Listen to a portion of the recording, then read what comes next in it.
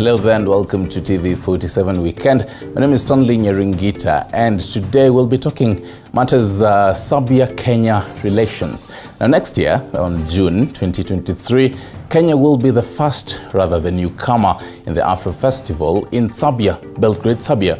We'll be talking about all that with Balozi Ambassador Dragan Zupenjevac. I hope I've pronounced that correctly. He'll be telling me if I have. But then before that, let us take a look at our top picks tonight.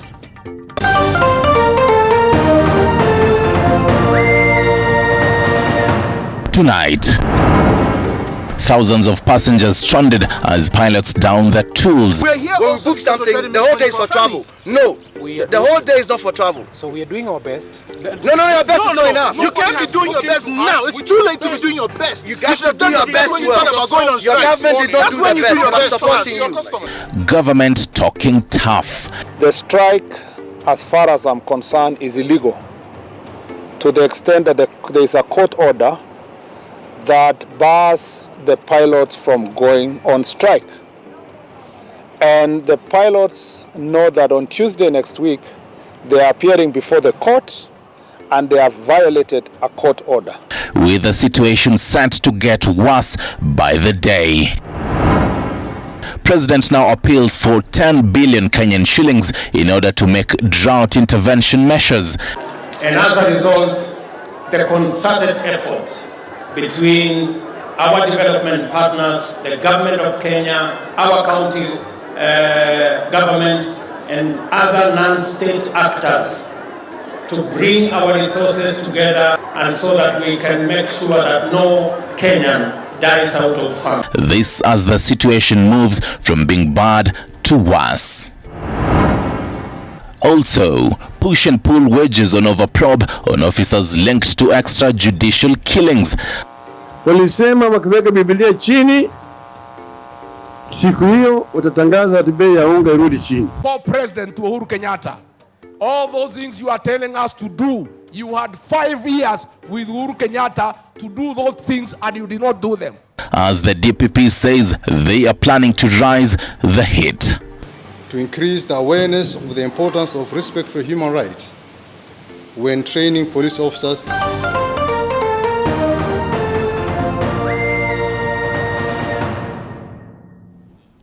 Good evening. Catherine Simalo is our sign language interpreter tonight. Now, top story this particular evening. Thousands of flight passengers remain stranded tonight as both the government and the pilots' union maintain the hard stance on the strike that is said to cost the already struggling Kenya Airways 300 million Kenyan shillings per day. And as Elizabeth Atieno now tells us, the already bad situation is likely to become even worse as the other workers at airports, including ticketing staff, are also set to join in on the strike. Scenes at the Jomo Kenyatta International Airport early Saturday. Thousands of dejected passengers caught up in the pilot strike occasioned by the push and pull between the Kenya Airlines Pilots Association and the Kenya Airways leadership. We're here when we book something, the whole day is for travel. No, the whole day is not for travel. So we are doing our best. No, your best is not enough. You can't be doing your best now. It's too late to be doing your best. You got to do your best well. Your government did not do the best, but I'm supporting you.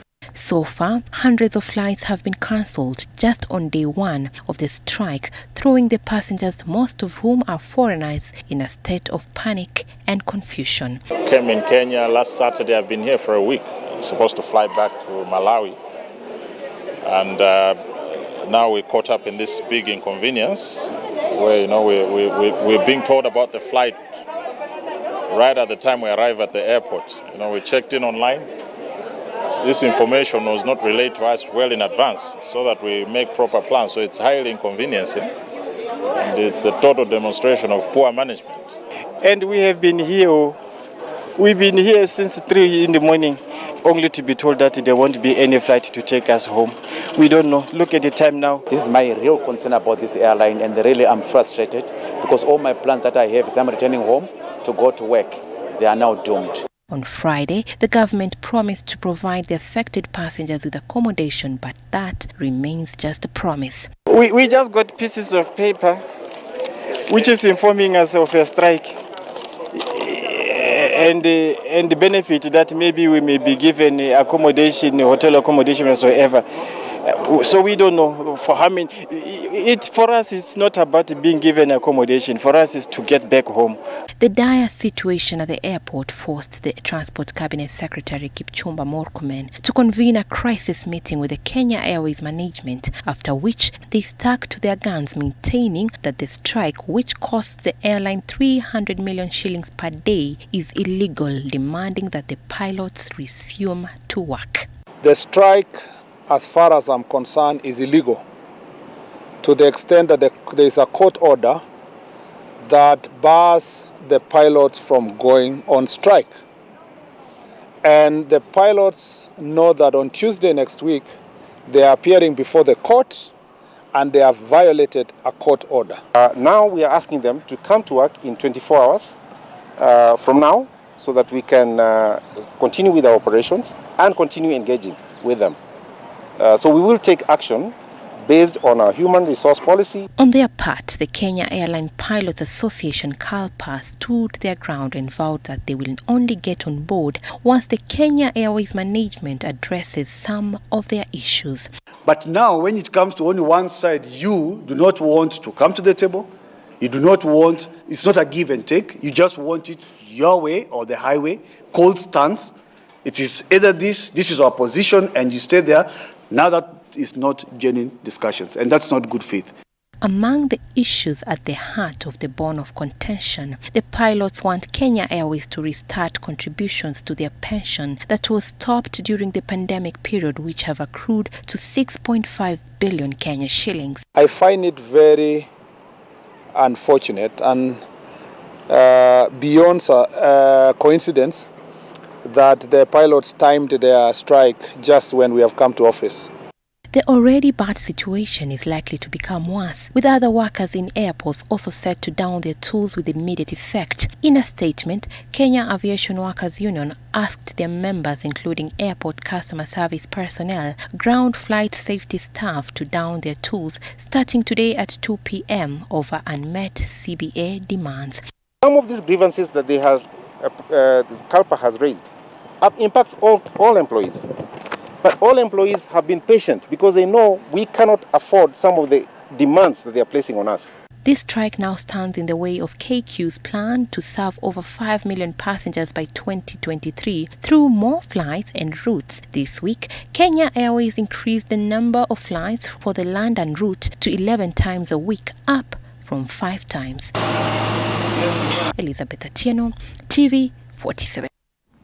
Well, thank you for that, Elizabeth Atieno. Now, issues to do with extrajudicial killings have become the latest dog whistle within the political class, with the government and the opposition facing off over the probe facing 9 SSU officers said to be behind extrajudicial killings. This comes as the DPP and the new DCI boss Mohamed Amin maintain they will not be swayed.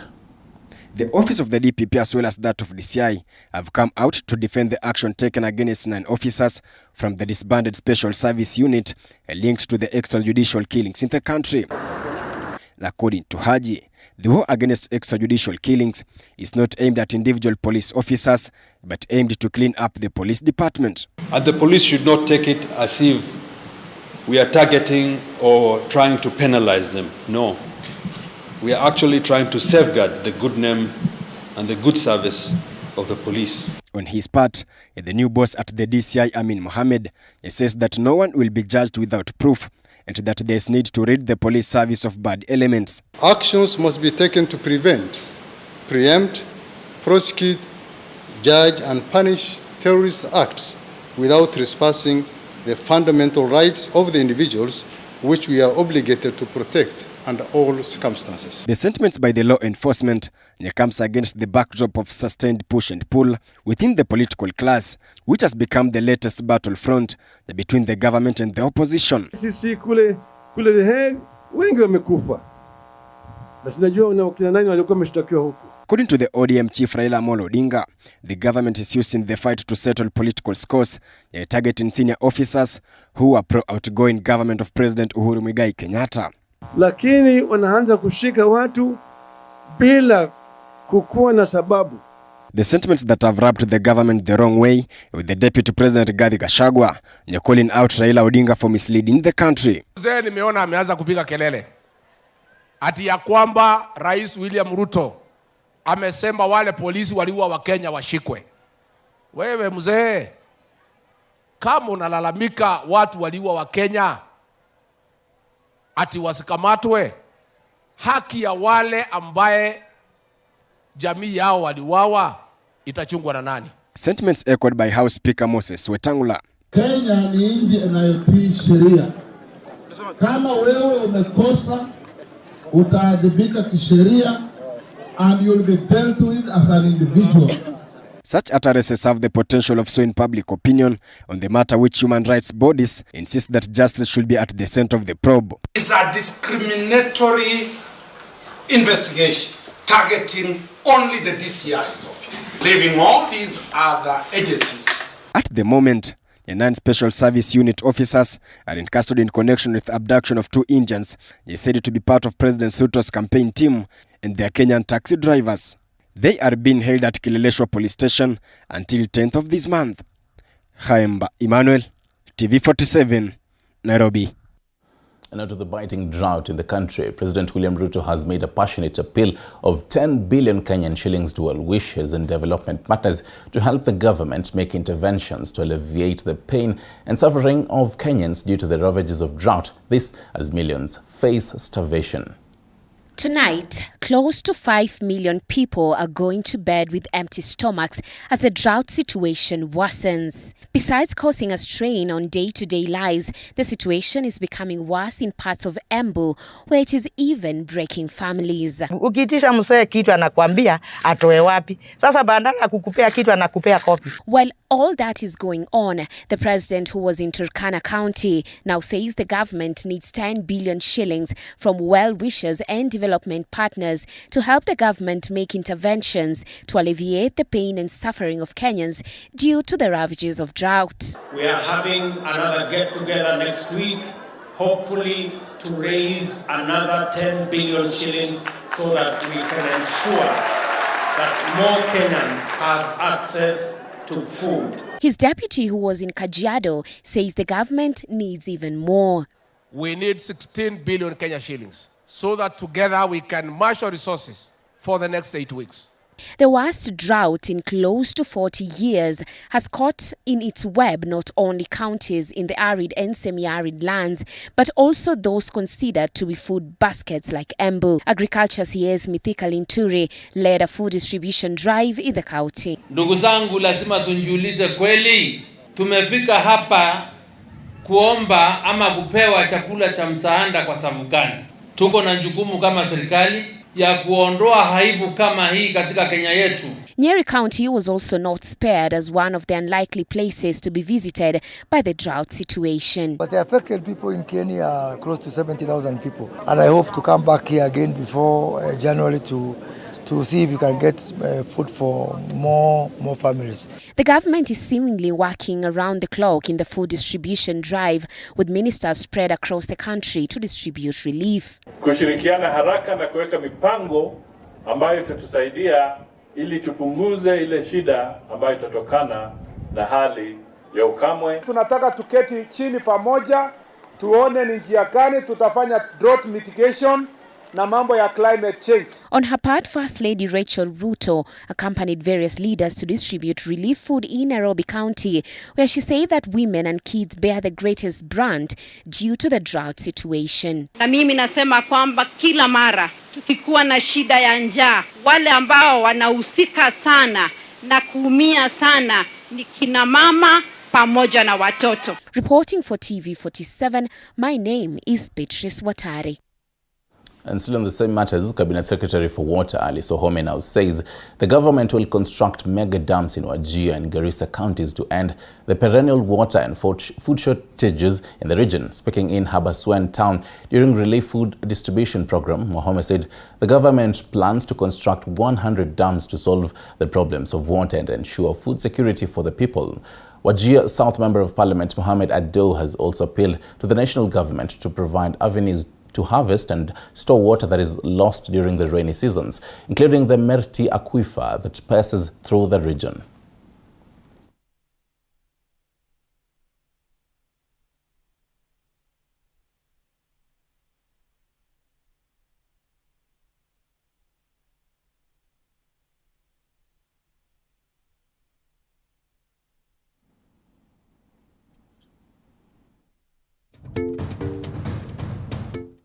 Apologies for that. Now, to some politics. Azimio la Umoja One Kenya leaders has waged on with attacks against President William Ruto's administration, stating that it is doing more harm than good to the already struggling Kenyans. According to Odinga, there is every reason to believe that the president is wasting valuable time settling scores with his foes, an issue which Deputy President Rigathi Gachagua has strongly opposed. After President William Ruto stood firm on his directive to increase NSSF reduction, Azimio leaders have vowed to champion against it, lamenting that the move will suppress Kenyans who are currently grappling with high cost of living. Kuna njia mingi ya kuua paka. Sio lazima ongeze ushuru kwa wananchi. Mkijaribu kuongeza ushuru kwa wananchi, sisi tutakataa. Tunasema hiyo haiko sawa. Na hiyo tunaipinga vikali na tutaisema ndani ya bunge ya kwamba hii hatutakubaliana nayo hata kidogo. President William Ruto on his end, however, claims that the move will establish a saving culture among Kenyans and be beneficial to them in their old age as they take retirement. Sasa nyinyi mnajua yale sisi tuliahidia hatuwezi kutimiza, manake ushindi yetu iliibiwa na hao watu. Lakini sasa wao wako na jukumu ya kutimiza ile ahadi ambayo walitoa kwa wananchi. Walisema wakiweka Biblia chini, siku hiyo utatangaza bei ya unga irudi chini. Cryingful, the coastal region leader cites that the government is not doing good enough in relief food distribution, saying that the government is discriminating some regions in the disbursement. Ganze imeumia, Magarini imeumia, lakini gao flag of ya chakula ilipekwa kule kwengine, huku haikuja, inakuja sasa. Watu wameumia. Ardhi yote baba iko hivi. Hakuna tone la mvua hapa. Migongo inachoka paka tatu washindwa kazi za kuzaza tuchokesha kwa sababu ya kutafuta maji tu. The leaders have however vowed to work to the nail and ensure that public lands are returned back to the devolved government, giving an example with the Galana Kulalu land dispute which will be beneficial to the affected communities in the coastal region. Hii ardhi kila siku tunazungumza ya kwa inafaa kulisha eneo kubwa la Kenya. Mweke mshindo ya kwa hizi shamba ziregee katika serikali za county. Sisi kama jumuiya ya county ya Pwani tutapigania mashamba yale ambayo serikali kuu imejaribu kufanya mambo ya chakula na yakashindwa, yarudi kwa county ili tutafute wafadhili moja kwa moja, tufanye wenyewe mambo ya unyunyizaji maji Galana. Wafadhili wako wengi ambao wako tayari kusaidia kufanya kilimo, lakini ardhi zile haziwezi kupewa watu binafsi, hali ni ardhi za umma. Paul Munio, TV 47, Kilifi County. Thank you for that, Paul Munio. Now listen to this beautiful story of a beatification ceremony. A Catholic nun who served among the underprivileged in Kenya close to 100 years ago has been beatified in a colorful ceremony at Kinoru Stadium, Meru County. Sister Maria Carola moved a step closer to sainthood after the confirmation of 2 miracles in Kenya and Mozambique were attributed to her. Blessed Maria Carola. And with that proclamation, Sister Maria Carola moved a step closer to becoming a Catholic saint.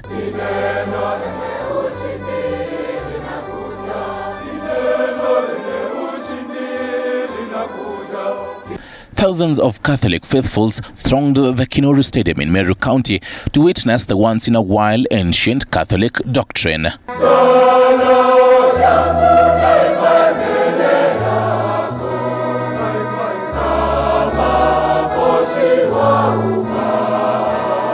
The announcement of the beatification was authorized by Pope Francis in December 2021 and later announced by the Sisters of Saint Joseph Kotilengo after a miracle attributed to her was recognized. Today, the Church has added to a list of the blessed. Through this beatification, we now have Blessed Maria Carola.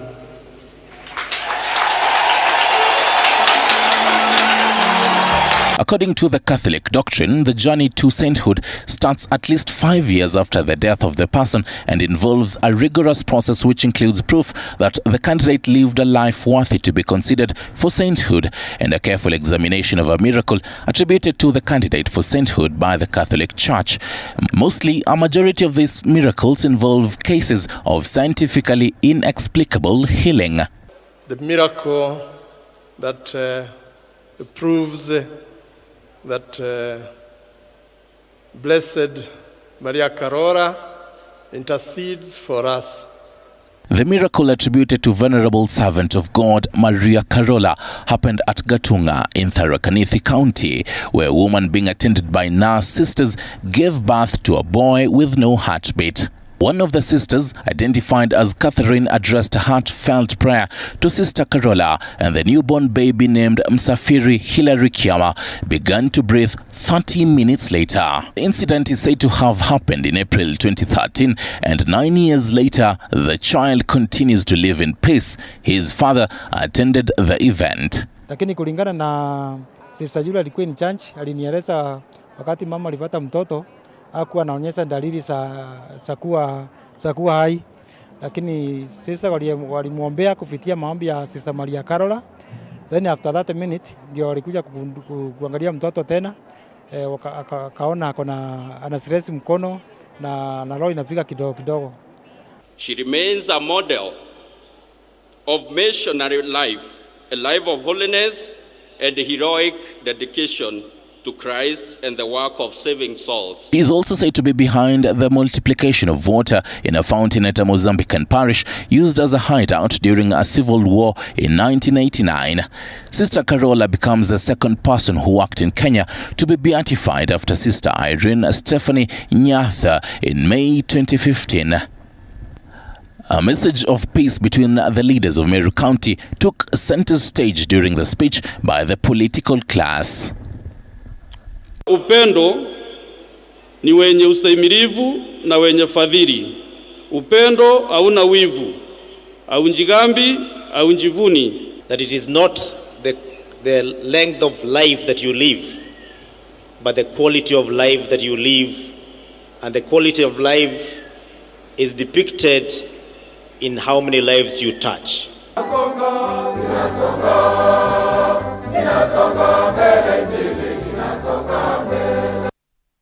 Right, now Kirinyaga Governor Anne Waiguru has asked female entrepreneurs to mentor other women in order to close the gender gap in the business world. According to Waiguru, only 5% of women in the business sector have business skill training, while 70% of them get training from social contacts. As a result, many women in the business sector do not have the skills to run the enterprises. According to her, large firms only report 8.8% of their top managers being females, while small firms record the highest percentage of the presence of a female top manager at 22.1%. According to her, large firms only report 8.8% of the top managers being females, while small record the highest percentage of the presence of a female top manager at 22.1%. She was speaking to attendees of the ceremony honoring women in business that was held in Nairobi. She pointed out that as 50% of MSMEs are managed by women, sharing success stories is crucial to our collective advancement. One thing I ask us today, as women in business, is that we strive for one goal only: keeping women in business long and deep enough that we have no business dropouts, that we do not leave before the end has arrived. Women in business should stay long and deep enough until we not only own large firms, but also manage the largest enterprises at the top level. Why can't we say, I've taken care of the home? In fact, here's my P&L for the house. But now I want to borrow not $1 million, I want to borrow